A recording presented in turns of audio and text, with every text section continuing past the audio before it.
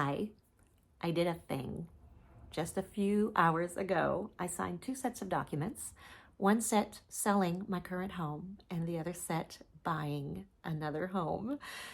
And so many of you have prayed me to this point, so I have to give you an update. And I thought I would write out 15 pages, but I couldn't expect you to read that the week before Christmas. So I thought, well, maybe I'll just talk into my camera again and give you this update because it is so mind-blowingly astounding. And your prayers, I believe firmly, your prayers, your encouragement, your faith when I didn't have faith are what made all of this happen. So my mom arrived on Monday and I told her I'm taking this very slowly. The repairs on my house have just been made. I've just resolved everything after 4.5 years, nearly 5 years fighting with my homeowners association. They finally did the bare minimum, but they did what they needed to do.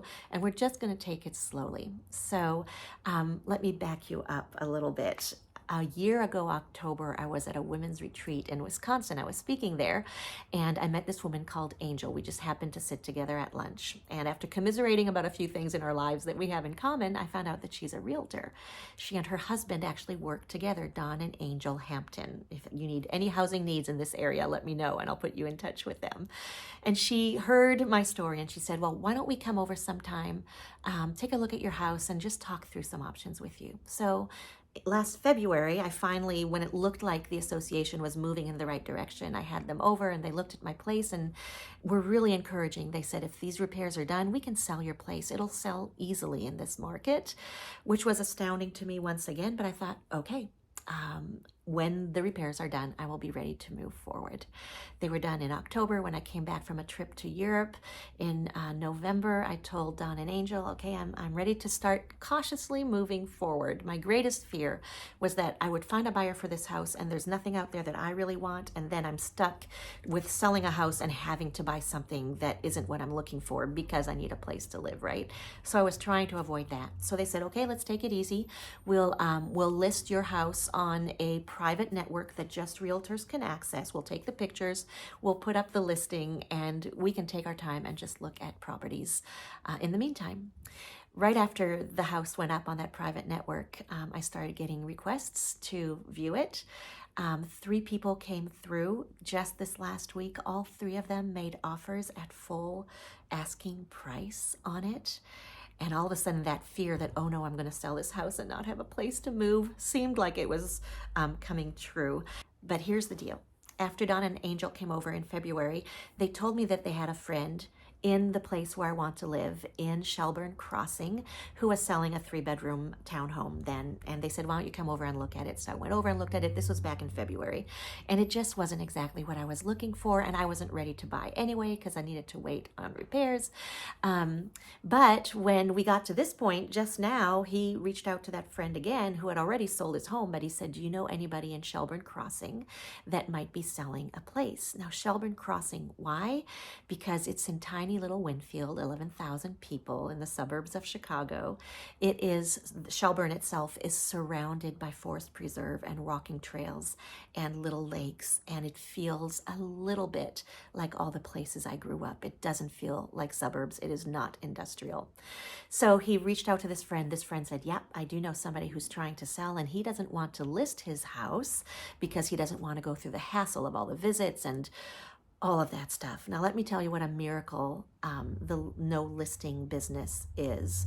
The last house that I looked at way back in October, way back a month and a half ago in October, was beautiful and perfect, and I loved it. And because I live near Wheaton, where there are very deep pockets, deeper than mine, it sold for nearly $60,000 more than the list price was, and cash.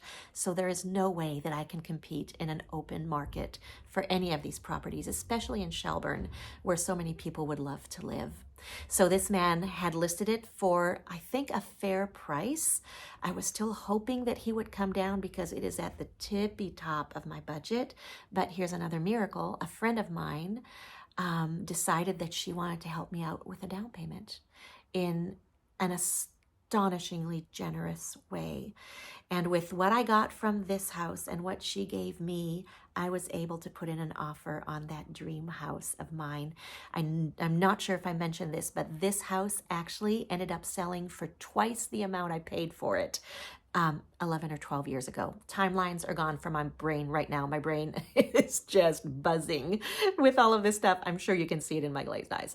So I sold this house for twice as much. I got this amazing help with the down payment of this new house, and it is perfect.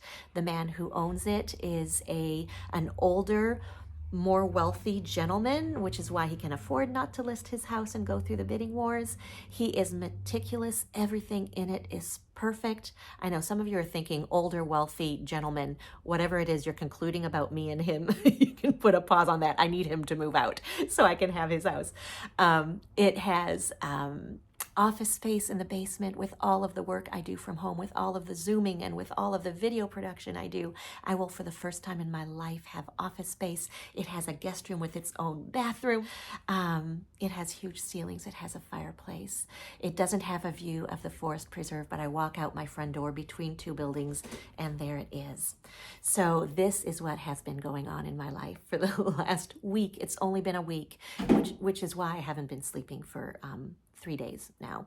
But I'm going to start that, I promise, tonight or tomorrow once my brain stops organizing furniture and setting up decorations in this house that I haven't moved into yet.